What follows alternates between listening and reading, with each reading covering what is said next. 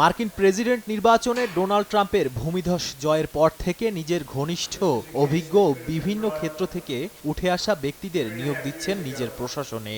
একে একে নিয়োগ দেন মন্ত্রিসভার গুরুত্বপূর্ণ পদে। ট্রাম্প প্রশাসনে পররাষ্ট্রমন্ত্রী হিসেবে নিয়োগ পাচ্ছেন ফ্লোরিডা অঙ্গরাজ্যের সিনেটর মার্কো রুবিও। ভ্লাদিমির পুতিনের দীর্ঘদিনের সমালোচক হিসেবে পরিচিত তিনি। অর্থমন্ত্রী হিসেবে ওয়াল স্ট্রিটের স্বনামধন্য বিনিয়োগকারী স্কট বেজেন্টকে বেছে নিয়েছেন ট্রাম্প। শ্রমমন্ত্রী পদে থাকছেন 56 বছর বয়সী লরি শ্যাভেজ ডরেমার। রিপাবলিকান এই রাজনীতিক অরেগন থেকে মার্কিন কংগ্রেসের নিম্নকক্ষ প্রতিনিধি পরিষদের সদস্য নির্বাচিত হন। বাণিজ্য মন্ত্রী পদে ধনকুবের হাওয়ার্ড লাটনিককে মনোনয়ন দিয়েছেন। লাটনিক মার্কিন বিনিয়োগ প্রতিষ্ঠান ক্যান্টর ফিটজেরাল্ডের প্রধান। এদিকে দীর্ঘদিনের ঘনিষ্ঠ সহযোগী ব্রুক রলিন্সকে কৃষিমন্ত্রী পদে বেছে নিয়েছেন ট্রাম্প। রলিন্স হোয়াইট হাউসের অভ্যন্তরীণ নীতি কাউন্সিলের ভারপ্রাপ্ত পরিচালক হিসেবে দায়িত্ব পালন করছেন। 70 বছর বয়সী রবার্ট এফ কেনেডি জুনিয়র স্বাস্থ্যমন্ত্রীর দায়িত্ব পাচ্ছেন।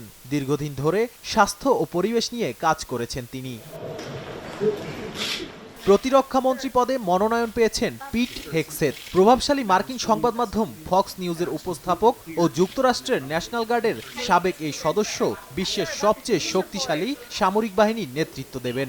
68 বছর বয়সী ডগ বারগামকে স্বরাষ্ট্রমন্ত্রী পদে মনোনয়ন দিয়েছেন ট্রাম্প। তিনি নর্থ ডাকোটার গভর্নর। সাউথ ডাকোটা অঙ্গরাজ্যের গভর্নর ক্রিস্টি নোয়েম পাচ্ছেন হোমল্যান্ড সিকিউরিটি বিষয়ক মন্ত্রীর দায়িত্ব, আর ডগ কলিন্স পাচ্ছেন ভেটেরান্স অ্যাফেয়ার্স মন্ত্রিত্ব। একইভাবে জ্বালানি, পরিবহন ও শিক্ষামন্ত্রী হিসেবে নিয়োগ দিয়েছেন নিজের ঘনিষ্ঠ ক্রিস রাইট, শোন ডাফি ও লিন্ডা ম্যাকমোহনকে। তারাও নিজেদের কর্মক্ষেত্রে রেখেছেন অসামান্য অবদান। এছাড়াও আবাসন ও নগর উন্নয়ন বিষয়ক মন্ত্রী পদে মনোনয়ন পেয়েছেন স্কট টার্নার এবং অ্যাটর্নি জেনারেল পদে মনোনয়ন পেয়েছেন পাম বন্ডি। ট্রাম্প তাদের মনোনীত করলেও চূড়ান্ত নিয়োগ পেতে লাগবে মার্কিন সিনেটের অনুমোদন। নাদিম মারজান, সময় সংবাদ।